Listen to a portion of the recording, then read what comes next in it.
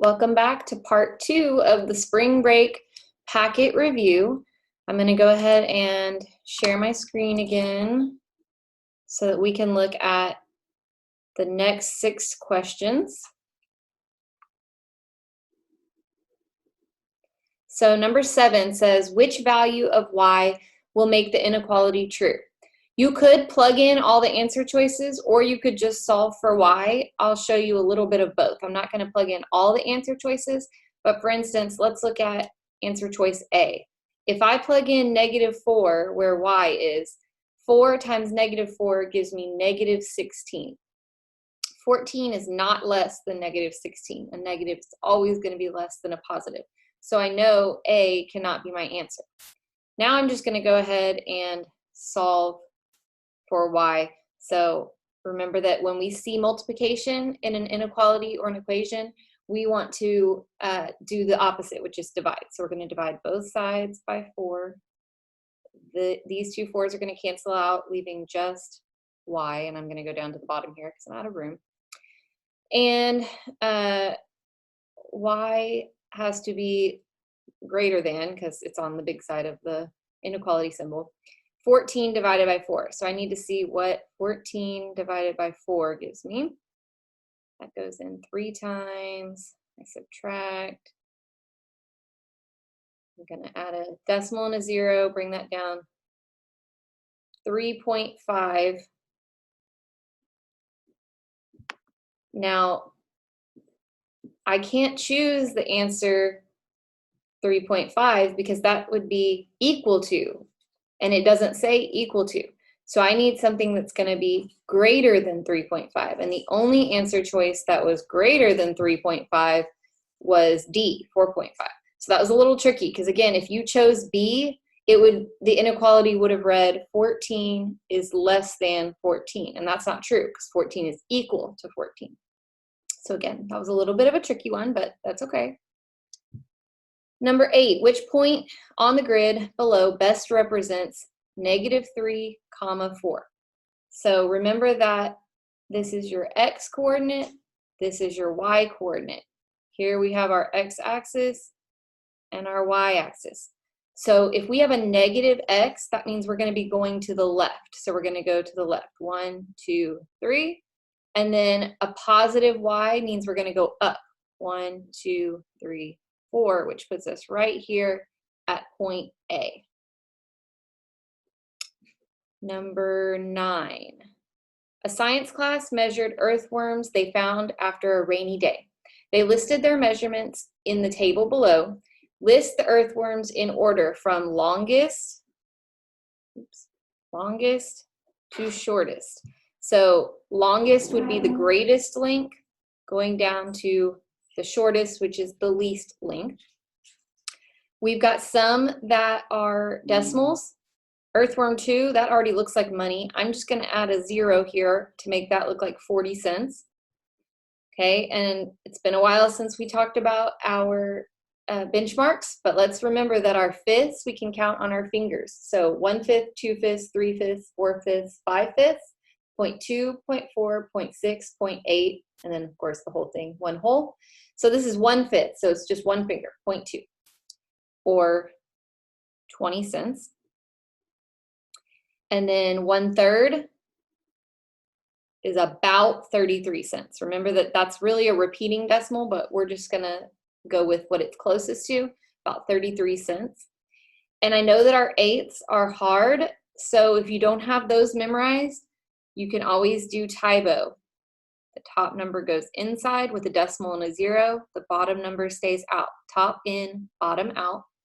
8 does not go into 7, but it does go into 70, and it goes in 8 times because 8 times 8 is 64. Subtract, and I get 6. I need to add a 0, bring it down. 8 goes into 60 7 times. That's 56. Subtract, get 4. Add another 0, bring it down. Goes into 40 5 times, which is 40. I'm done because I got a 0. So I'm going to just say this is about 87 cents. It's 875, but money only has 2 decimal places, so we're just going to go with what it's closest to. So the longest one, we've got 40 cents, 25 cents, 20 cents, 33 cents, and about 87 cents. So that means that earthworm 1 or earthworm 5 is going to be our number 1, our longest one. And then our next one looks like it would be earthworm 1. That's going to be number 2. Next would be earthworm 4, about 33 cents. And then earthworm 2, about 25 cents. And then last but not least, the shortest one would be earthworm 3. Okay. Number 10. The ratio of carrot plants to potato plants in the garden is 2 to 5. If the garden has 35 potato plants, how many carrot plants does it have? So you know this is one of my favorite strategies. They gave us 3 numbers. 2 of them go together, that's the ratio, and then 1 lonely number looking for its match. And so this is going to be a box problem. First, we need our labels. So we were talking about carrot plants to potato plants. So I'm going to do C for carrot, P for potato. The ratio was 2 to 5. Notice I kept it in the order that it was in the problem. And then we have the 35. That's 35 potato. So that's going to go right there. And our corner number is 5. So we need to start there. And I see a relationship. 5. I'm just going to write right over this one. 5 times 7 is 35. So we're going to do 2 times 7, which is 14. So my answer would be 14 carrot plants. Okay. And number 11, a percent problem.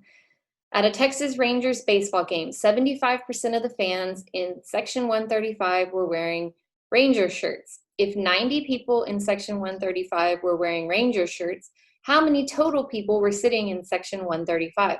There are a lot of numbers in that problem, but do we really care what section they were sitting in? No, we do not. So that was extra information. So I'm just going to ignore all these 135s. What we care about is the percent, how many people were wearing Ranger shirts, and then total people. So this is going to be a percent problem. So I'm going to draw my percent box. Remember that in a percent box, you need a part, a whole, a percent, and it's always out of 100. And so only part of the people were wearing Ranger shirts. So remember that your whole means total. So in this case, that's the total people. And we don't know how many total people there were. It said how many total people. We do know the part of them that were wearing Ranger shirts. So 90 people were wearing Ranger shirts.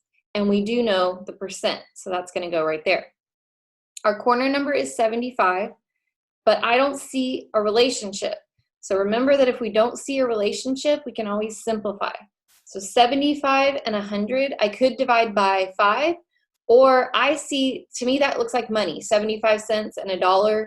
Quarters go into all of those. So I'm going to think about dividing by 25. So that would turn the 75 into a 3 and the 100 into a 4, because that's how many times, it won't let me finish my 4. There we go. That's how many times 25 goes into those numbers. Now that we have it simplified, I do see a relationship, because 3 times 30 is 90, and 4 times 30 is 120. So that means that there would have been 120 people in the section.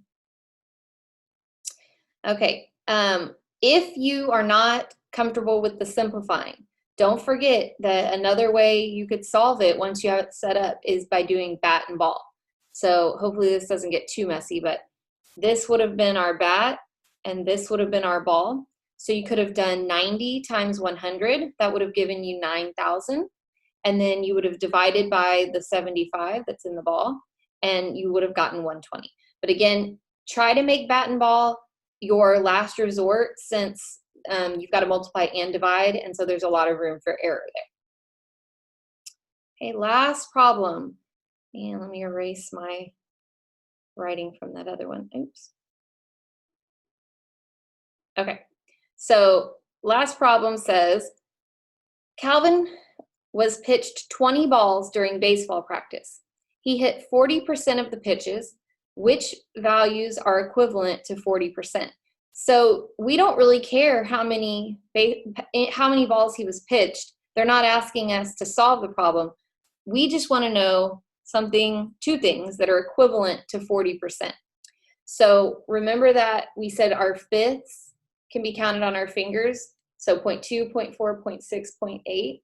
So I see 0.4 on a lot of those. And so 0.4, those are for our decimals, but we can also count by 20s for the percents, 20, 40, 60, 80. So 40% and 0.4 are the same thing. Also, if we want to look at moving the decimal point, we can move it 2 times to the left, so that makes 0.4. It does not make 0.04. That's something totally different, so I'm going to get rid of that one. And it doesn't make the number 40. 40% and 40 are 2 very different things, so I can get rid of that. 1/40, just because it has the number 40 in it does not make it correct. So again, this is a benchmark: 1/5, 2/5, 0.2, 0.4, 20, 40. Those are ones we should have memorized. If not, you could do Tybo again, top in, bottom out. 5 does not go into 2, but it does go into 20 4 times. So 0.4 is 2/5, and it is 40%. So answer choice A was correct there.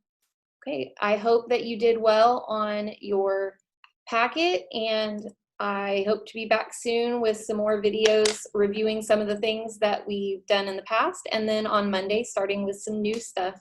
So I will see y'all later.